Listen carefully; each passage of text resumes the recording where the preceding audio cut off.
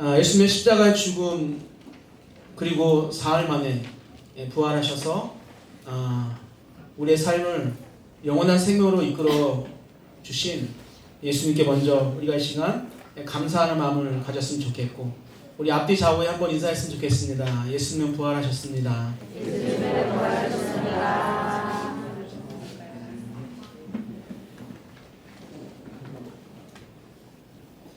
중고등부 시절 수련회를 다녀갔다가 집에 조용한 집에 오게 되어지면 허무했던 기억이, 참 허전했던 그런 기억이 있습니다. 허무가 아니라 허전했던 기억이 있습니다.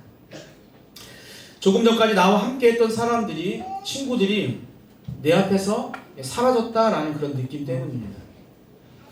가장 허전한 것은 사랑하는 누군가를 영원히 떠나 보내는 것입니다.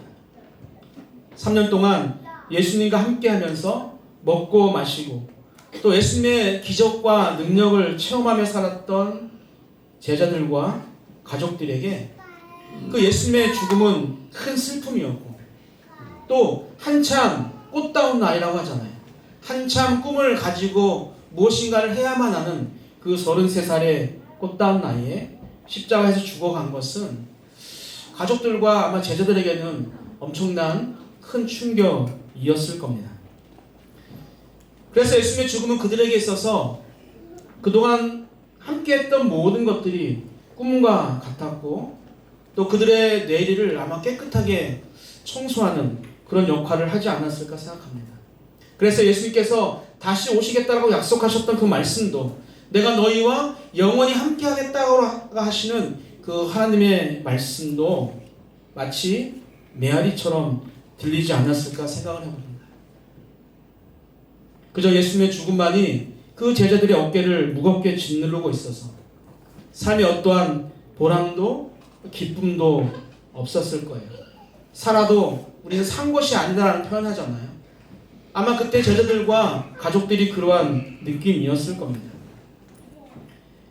그래서 그들은 결국 제각각 예수님을 알기 전, 예수님을 따르기 전의 삶으로 돌아가서 이제 내가 그 일상에서 분주함 속에서 예수의 죽음을 믿고자 했습니다. 그러나 성경은요, 예수님은요, 성경에서 예언하신 대로 죽은 지 사흘 만에 다시 살아나셨습니다. 여러분, 십자가의 죽음을 이기시고 어둠의 권세를 이기시고 무덤에서 부활하셨습니다. 그리고 40일 동안 세상에 계시면서 여러 차례 사람들에게 자신의 모습을 나타내셨죠. 여러분, 기독교는 예수님의 탄생에서 시작된 것도 또 예수님의 죽음에서 시작된 것도 아닙니다. 기독교는 예수님의 부활로부터 새롭게 시작된 것입니다. 그래서 기독교 신앙은 부활 신앙입니다. 오늘 예수님의 부활이 우리에게 주는 의미가 무엇인지에 대해서 오늘 좀 짧게 살펴보려고 합니다. 첫 번째, 부활이 있기에 우리의 믿음은 참 믿음입니다. 마태복음 28장 5절 6절을 이렇게 부활에 대해서 기록하고 있는데요. 한번 읽어보겠습니다. 천사가 여자들에게 말하여 이르되 너희는 무수하지 말라. 십자가에 못 박히신 예수를 너희가 찾는 줄을 내가 아노라. 그가 여기 계시지 않고 그가 말씀하시던 대로 살아나셨느니라. 와서 그가 누우셨던 곳을 보라. 아멘. 여러분, 사복음서와 그리고 많은 성경에서 예수님의 부활을 이야기합니다. 그러나 아직도 많은 사람들은 예수님의 부활을 인정하지 않아요. 예수님의 부활을 인정하고 싶지 않았던 파울 루스라고 하는 사람은 그 예수님의 그 죽음에 대해서 기절설이라는 것을 발표합니다. 예수님이 십자가에서 죽으신 것이 아니라 잠시 기절했다는 거예요. 그래서 동굴에 갇혔는데 그 동굴 속이 좀 차갑잖아요. 그 차가운 공기가 예수님의 정신을 회복시키게 되고, 그리고 예수님께서 그 정신이 회복되었을 때 마침 돌이 굴러가고, 그리고 예수님께서 그 옷을 입고 나왔다라는 그런 이야기입니다. 어느 것이 더 소설 같습니까? 지금 얘기한 것이 더 소설 같지 않습니까? 그리고 도적설, 훔쳐갔다라는 이야기도 있고 착각설, 즉 다른 무덤에서 예수를 찾았다라는 그런 이야기도 있습니다. 환상설이란 것도 있고. 그러나 성경은 예수님께서 말씀하시는 대로 살아나셨어요. 즉 부활하셨다라고 성경은 확실하게 우리에게 이야기하고 있습니다. 당시 역사 자료에 의하면 돌의 무게가 무려 한 2000kg 정도 됐다고 합니다. 만약에 파울루스의 말처럼 예수님께서 잠시 기절했다가 깨어났다고 한다 할지라도 2000kg이나 되는 이 돌을 움직이는 것이 좀 쉽지 않았겠죠.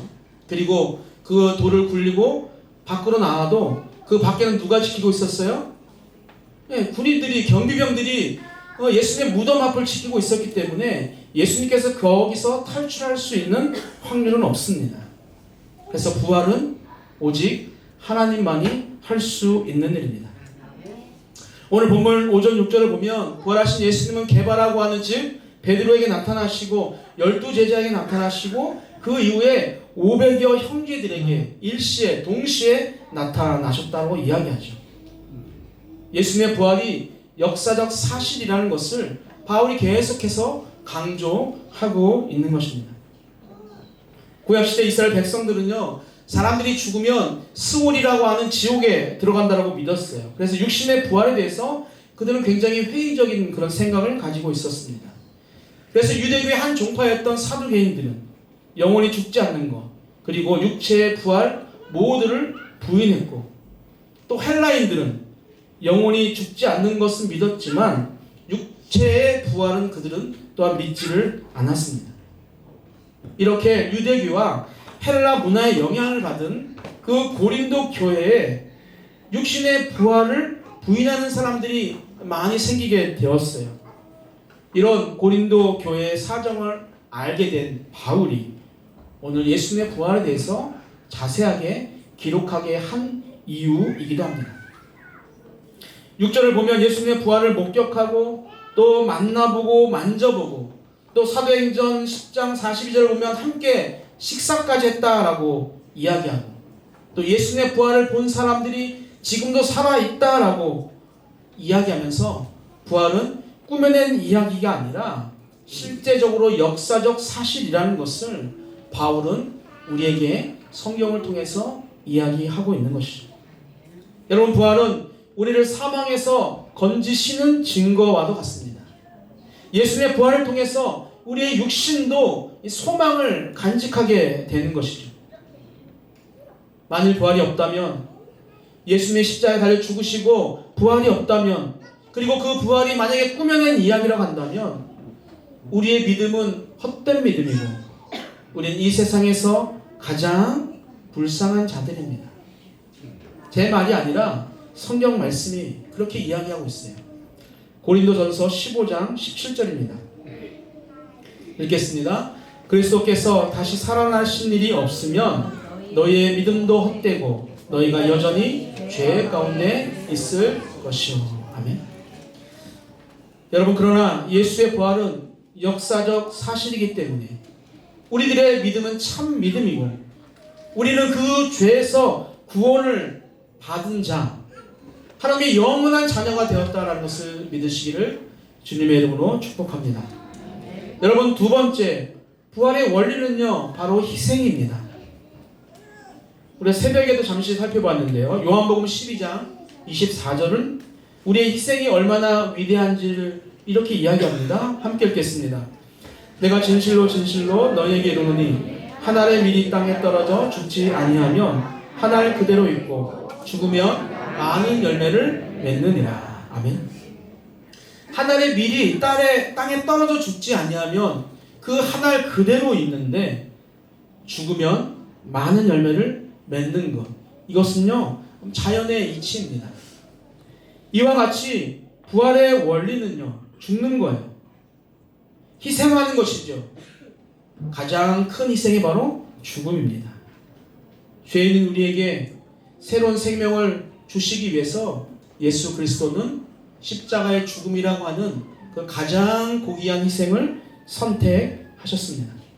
그래서 예수님의 부활은 철저히 영광보다는 희생이 바탕이 된 것이죠. 그리고 그 희생이 열매로 나타났는데 그 열매가 무엇이냐? 바로 여러분인 거예요. 영원한 생명을 얻게 된 모든 인류가 바로 예수 그리스도의 죽음의 희생이라고 하는 것의 열매입니다.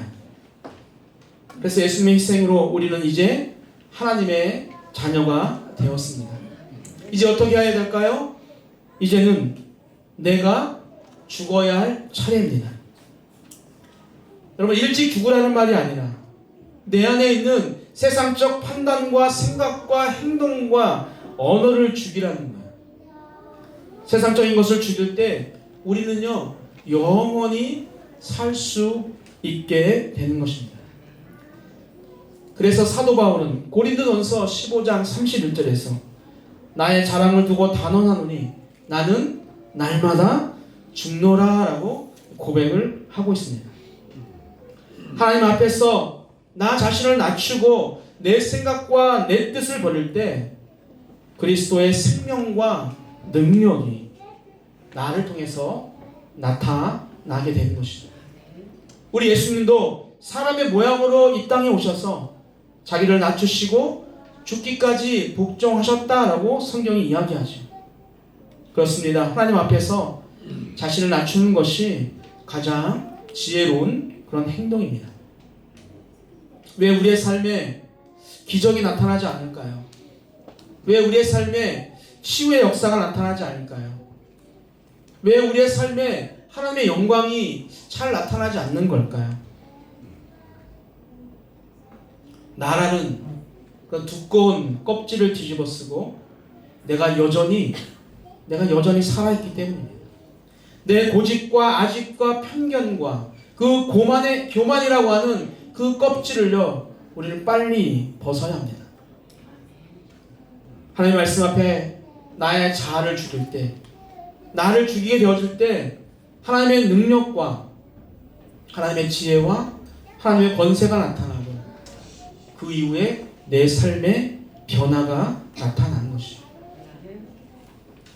여러분, 만약에 내 대신 누군가가 죽어져서 내가 살게 되었다면 그분의 희생과 헌신에 보답하는 것은요 내가 정말 잘 사는 거예요. 다시는 그런 죄를 짓지 않고 내가 그 사람의 뜻을 받들어서 잘 사는 것입니다. 어떻게 하는 것이 보답하며 잘 사는 것일까요? 새로운 삶을 주신 예수님을 위해서 우리가 이 시간 해야 할 것은 과연 무엇일까요? 우리도 예수님처럼 그렇게 내 목숨을 바치는 그런 큰 희생은 할 수는 없지만 자기 사람들을 끝까지 사랑하셨던 그 예수의 마음을 전하고 또 십자가의 죽음과 부활로 세우신 이 교회를 위해서 내 시간과 마음을 드리는 것이 예수님을 위해서 우리들이 해야 할 일들입니다. 2023년 우리에게 주어진 일을 그래서 잘 감당하는 것도 주님을 위해서 우리가 해야 할 일들인 것이죠. 중고등부를 위해서 시간을 쪼개요.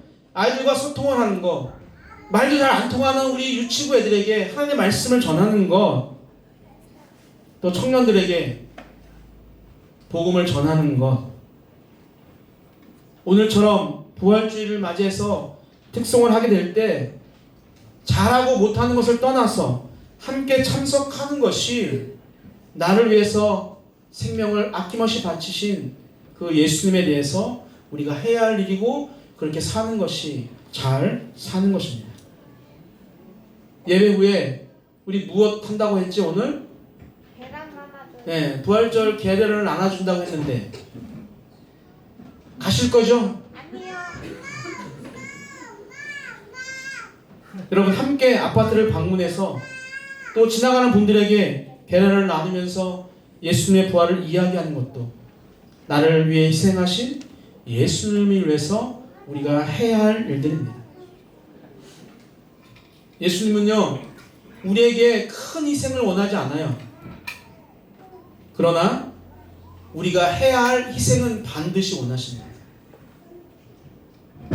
그 희생의 자리를 피하기보다는 적극적으로 참여하게 되기를 주님의 이름으로 축복합니다. 마지막은요, 우리의 신앙의 목표는 더 좋은 부활을 향해 나아가야 한다라는 것입니다. 히브리서를 보게 되어지면 더 좋은 부활에 대해서 이렇게 이야기합니다. 11장 35절입니다. 읽겠습니다. 여자들은 자기의 죽은 자들을 부활로 받아들이기도 하며 또 어떤 이들은 더 좋은 부활을 얻고자 하여 심한 고문을 받되 구차히 풀려나기를 원하지 아니하였으며. 아멘. 여러분, 한글 성경을 보면 이 구절이 이렇게 도치가 되어져서 의미를 잘 전달하지 못하는데, 그 원문 성경으로 보게 되어지면 조금 더 어떤 말인지 쉽게 이해할 수가 있는데요. 우리 원문 성경 한번 볼까요? 읽겠습니다. 여자들은 그들의 죽음에서 부활을 받기도 하였고 다른 자들은 고문을 당하였으나 풀려나는 것을 기대하지 않았으니 이는 더 나은 부활을 얻고자 하였다. 아멘. 여러분, 하나님의 사람이라는 이유 때문에 심한 고문을 받기도 했는데, 여기서 말하는 심한 고문, 이것은요 헬라어로 팀파니조라고 합니다. 그래서 이 단어를 루터는 무엇이라고 번역했냐면 분쇄하다라고 그렇게 번역을 했어요. 그 정도로 심한 고문을 나타내는 단어입니다. 믿음의 사람들을 형틀에 누인 다음에 단단히 묶어서 고정을 시키고 먼저 창이나 칼로 어깨와 팔과 엉덩이, 다리 등의 관절 있죠? 관절을 다 찔러서 관절을 다 벌려놓는 거예요. 그리고 앞가슴을 이 단어처럼 분쇄하듯이 프레스로 누르듯이 눌러서 쳐서 죽이는 것을 티파니조라고 합니다. 여러분, 스가랴는 요아스 왕 시대에 하나님의 말씀을 전하다가 돌에 맞아 죽지요.